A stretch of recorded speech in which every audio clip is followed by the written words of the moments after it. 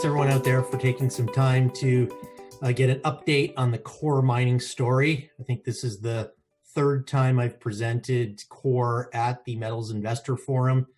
The last time being early in 2020, and we've had boots on the ground building out the company through fundraising, advancing assets through the course of this year. We've made tons of progress, and I think we've got a lot more to do and a lot more value to create. So I'm excited to be here to give you an update. I am going to make forward-looking statements. I encourage anybody interested in buying equities to ensure they do read company disclosures, forward-looking statements, and the like before making investments. I usually spend these presentations talking about why to invest in core. I think we check, and Gwen will attest as a shareholder, a lot of the boxes she outlined of things she has in her portfolio.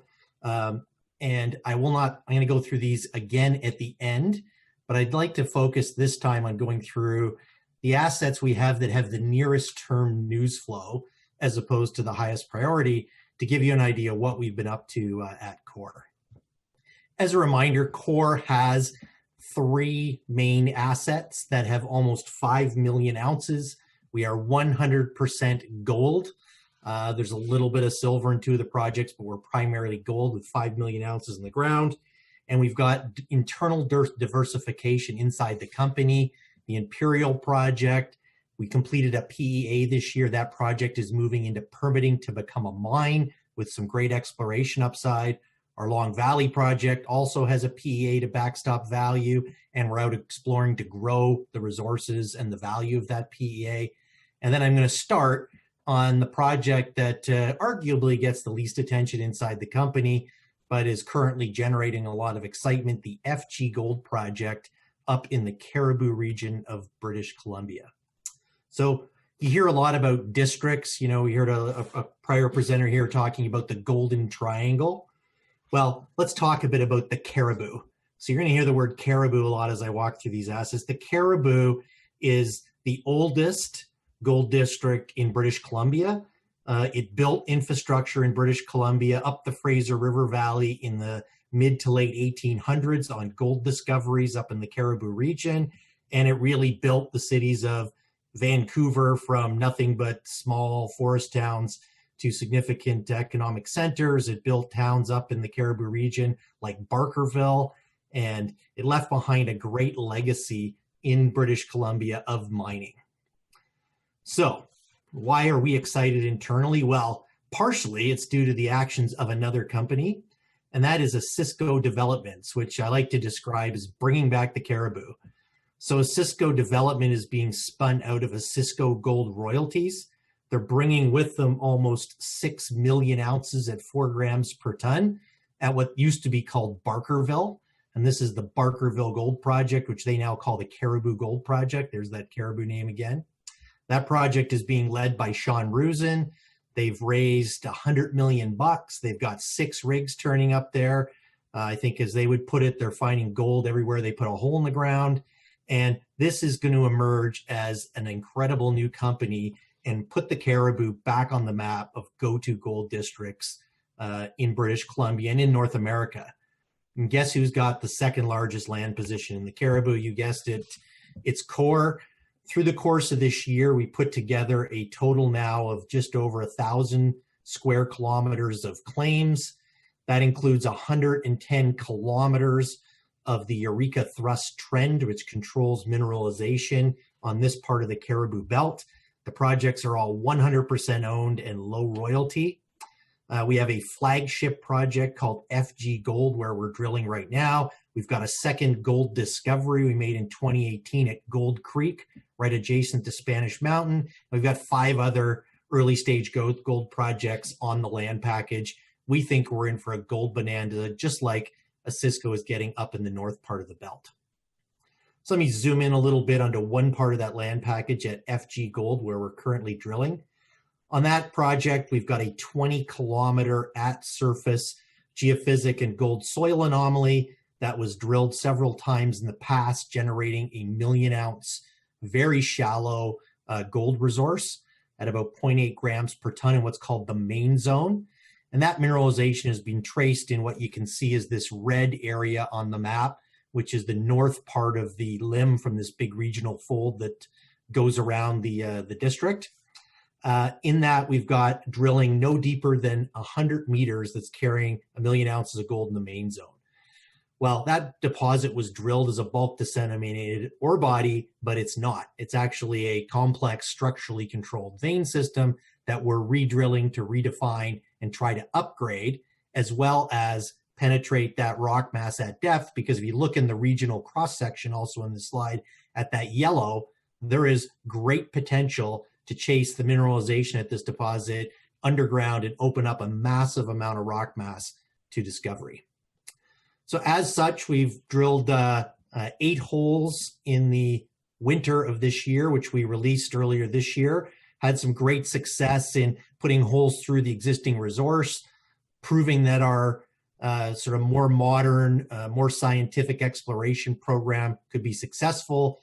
We're using metallic screens on all gold assays. We're using oriented wide diameter core drilling instead of the past largely RC and narrow diameter core and fire assays.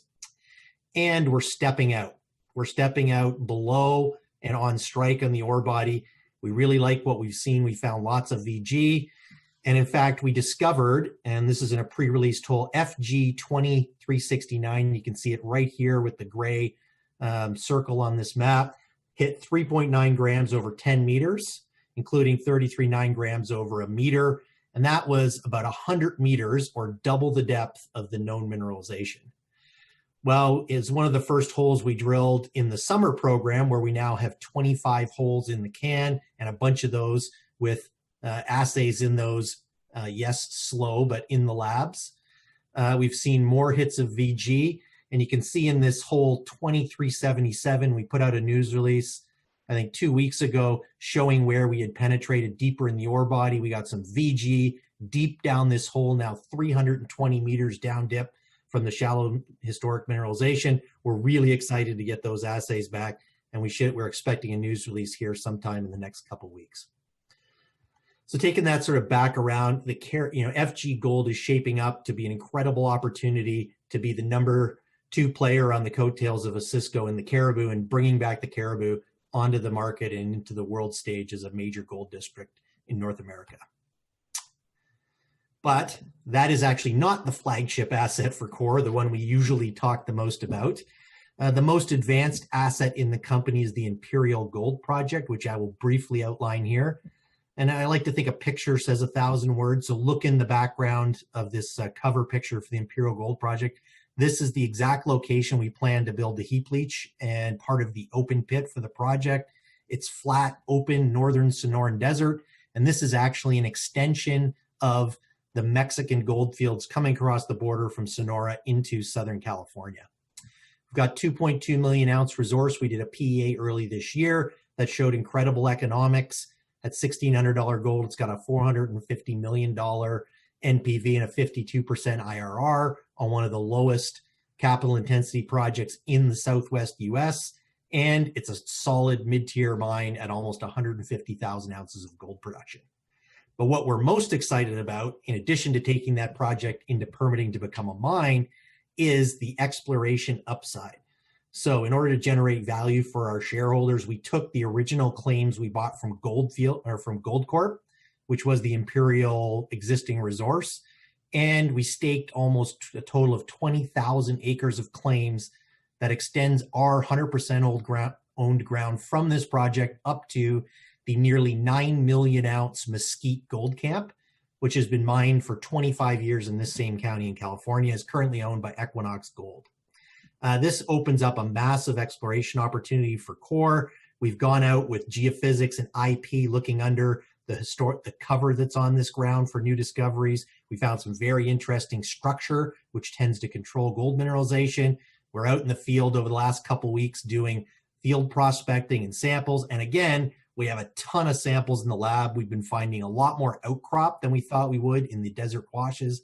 And we're real excited to put out some of our highest priority prospects sometime in the next month or so.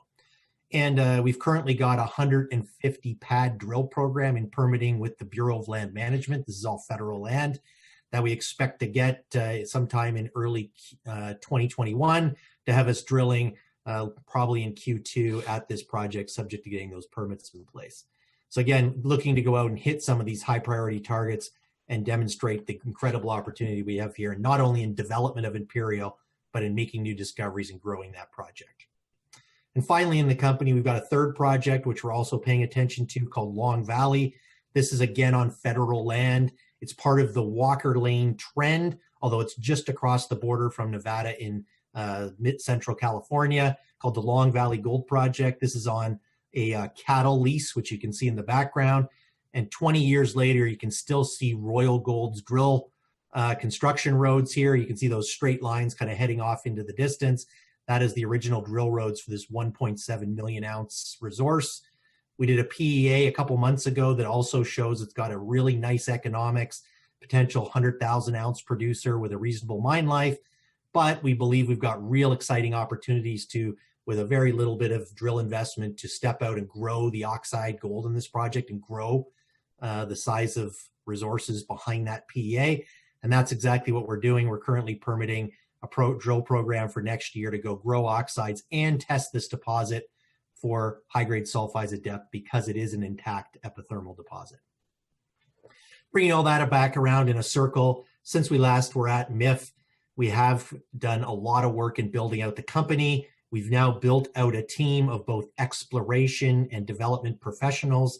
Our development team is led by Mark Leduc out of Denver, Colorado. He's got great experience in heap leach mine his entire career, and he got the Castle Mountain project done that's now owned by Equinox and went into commercial production last month, showing you can permit, work, and build gold mines in California. We've also got a great exploration team anchored by the old Balmoral exploration team and Mike Tucker up in the Vancouver office that is currently driving our activities in the Caribou and will be turning their attention to California upon drill permitting in 2021. We also have completed those 2 PEAs, built out the land packages around our projects to create district scale opportunities, and believe we've generated a lot of value for our shareholders. However, if you look at the valuation for Core, we're sitting on 5 million ounces. We're sitting in almost $1 billion Canadian in net NPV for our 2 projects at $1,600 gold. And the company is still really cheap on almost any metric you can spin. Ounces in the ground, NPV, NAV, you name it, the company still has a lot of value to create by advancing these projects and investing on the ground in our assets. So we're really excited to take Core from where it is today into a real mid-tier company. So why invest in Core? I and the rest of management of the board are large shareholders. We're doing a lot of work on the ground to generate news flow and catalyst for the equity. We've got a really nice valuation point here. We've got a portfolio of access that creates diversification of a lot of the characteristics that Gwen said she liked in names, and we're happy to have her and hopefully others on this call as shareholders. And I look forward to the Q&A. Thank you very much.